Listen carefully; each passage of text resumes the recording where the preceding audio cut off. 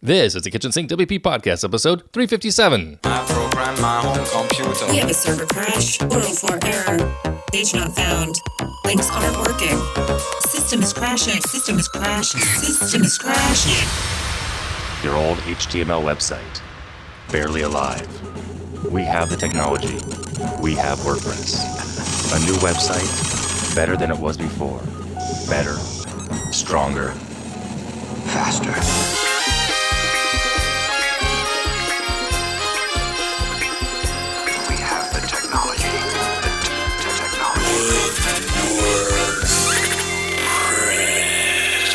Why, hello everybody, this is Adam Silver, the host of the Kitchen Sink WP Podcast. Thanks for being here. Let's get started. All right, upcoming events. There are no events next weekend because it is going to be the New Year's weekend. And so that means another 52 weeks have gone by, another 52 episodes.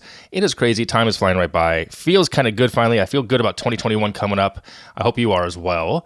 Also, jobs. There are a lot of jobs out there. Nobody reached out to me, so I'm not sharing any this week. Yeah, so if you're looking for work, by all means, or if you have a job to offer, you want me to mention it on the podcast, by all means, let me know and I will share that as well. And my recommendation, if you have some time this next week or so, watch some past 2019 WordCamp Talks. The content is still valuable. You can always learn something, always be learning. I always say adult education is key and always grow. All right, so moving on, segment one. In the news, a couple of things to talk about here. Shutterstock launched an official WordPress plugin. It connects directly to your install. So it's if you want royalty-free content directly from WordPress, you can search the library, you can preview images and post it, and then licensing. It's all built in, streamlines the workflow. So if you're looking for some options for imagery for your website, check that out, that new plugin. That's kind of newsy. And also there's an alternative out there, no plugin, but if you're looking for some random stuff or randomphoto.com, RANDUMB photo.com. There's some cool options there as well. No plugin yet. Maybe it's coming, maybe it's not. I don't know. And also in the news, WordPress 5.7 development kicks off with focus on full site editing. Matt Mullenweg is going to be the lead on this release. Beta 1 is planned for early February. General release is expected by March 9th, 2021. We just had 5.6, and we're going to have 5.7 in 3 months. It's a very fast iteration process on the WordPress core team. It's pretty cool. So I think that's it in the news. Yeah, that is it in the news. That's it. All right, before I move on to segment 2, I want to thank this week's sponsor, which is iThemeSync. iThemeSync is designed to help you manage and maintain all of your WordPress websites from one place. Instead of logging into multiple websites, you have one central dashboard to perform WordPress admin tasks. You can quickly take care of what needs to be updated: themes, plugins, WordPress core, one simple click process. If you're new to managing multiple websites for clients and need to generate reports and you want to do that, give them another add-on, iThemeSync has you covered there as well. Get stats about the updates, backup, security, SEO, Google Analytics, etc. And with Sync's client dashboard, you can customize the WordPress dashboard for clients, hiding things they don't need to see, making their experience a very much more tailored version of what they would see normally. For more information and sign up, head over to ithemes.com/sync. Use code SYNCWP, that's SINKWP. Save 25% on your purchase. Thanks again to iThemeSync for supporting this week's episode. All right, moving on to the meat and potatoes of this week, segment 2, WordPress Alternative. It's part 9. This week we're talking about Drupal. I think this might be the last one. I did them for the last 9 months, one a month. We'll see if I continue. Actually, I will tell you right now, I probably will stop unless you send me another CMS alternative to WordPress you'd want to hear about. Let me know and I'll dive in. But I'm going to pick a new topic for next year, Q1, kind of to dive into, maybe the first Q1 and Q2. I don't know. Anyway, all right, Drupal. So I was going to install this locally, but I opted to find a hosted solution to save some time, and I had an account over at a very Drupal-centric provider, a web hosting company. I logged in, I created a sandbox, once again trying to do a real estate site for my friend's website that I'm trying to use the consistency there. And before I even did that, I wanted to check to see what versions of Drupal are out there. So apparently there's Drupal 9.1, 8.9.11, and Drupal 7.77. They're ending the life of these older ones. 7.77 will go through November 2022, 8.9 through 2021, which I think is odd. Why would 8 go less time? Anyway, then 7, I don't know. And Drupal 9.1 is the latest. So with that said, I went to that host that I was testing on. I picked version 8 because it was the latest version they had available for me to try. So I did that. So I went ahead and installed it. The installation, the deploying of it took just under 2 minutes, if that, maybe 90 seconds. And right from there, I get to see the dashboard on the server. And I see the dev, test, and live on the very top area. And directly below that, I see visit, development site, and site admin. On the far left, I see code, merge, status. This is all the things on the hosting side of things, kind of like what would be a cPanel, if you would, for a WordPress type host. Okay. So I chose the site admin because it made the most sense for me to go there first to set things up. So the next screen was the right place to go. I didn't know what to do really next. And the next place was a screen of questions, kind of an onboarding thing. Choose language, choose profile, verify requirements, set up database, install site, configure site. And I did that.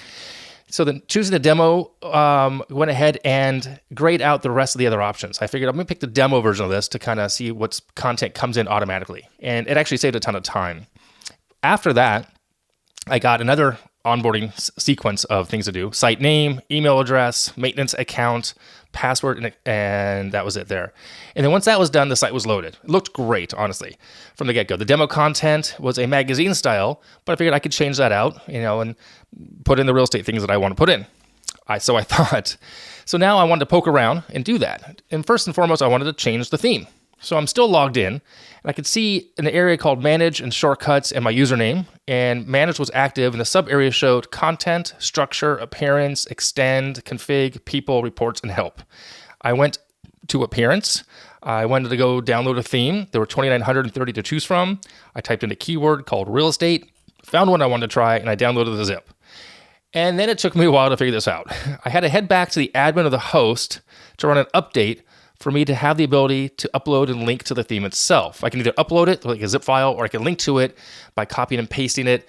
But that literally took me a solid, maybe an hour or so just to kind of research this. And it's like, how come I could not upload this easily? There was no repo per se to make this really simple, because somehow the version that I was running of Drupal, version 8, was missing something. It needed an update. And it just wasn't clear to me that had to be done. So, like I said, it was interesting. So I got the theme installed. It looked okay on the front end, but it has content from the demo site. And I was trying to remove it and change it. And that took more time than I was willing to give it. It just seemed really kind of, what's the word?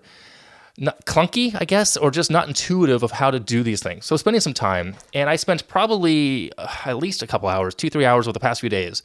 My impressions, if you're listening to this show and you're looking for alternatives, to make it easy for you to get up and running, I would probably advise skipping Drupal. Now, I know there are different types of tools for different types of projects, and I'm sure Drupal has its place, but I don't see myself moving to it anytime soon. If and when the time comes and I need its system or systems, I've heard and read strong arguments for Drupal in certain situations. Some developers, it's very developer-centric. There's a high investment cost. So if you want clients who are going to invest a lot of money in a site, maybe that's where you want to go if you're a pure developer. But if that came to my life, I would probably hire someone to do that for me and sub that out and bring someone on to do it as a team member. But yeah, I didn't find the overall interface or interfaces on any of the screens of any of the admin setups conducive to me getting what I needed to get done in a simple manner, in a fast manner, rapidly, from a perspective of building sites quickly, having them templated out, using themes, plugins, add-ons. It just seemed a lot more, I don't want to say dated, because the look of it was fine, but I just think there's a lot more, a steeper learning curve. I'll go that route, a steeper learning curve. So I've done this 9 times now, and I'm less patient, I guess, than I was initially. I don't know, maybe it's come back full circle. But again, if you're looking for quick and easy, Drupal's not it. I will just say it that way. Come at me if you want to, but that's fine. But anyway, so yeah, I don't see myself moving to Drupal. And I still have a few proposals out there for 2021 where we very well may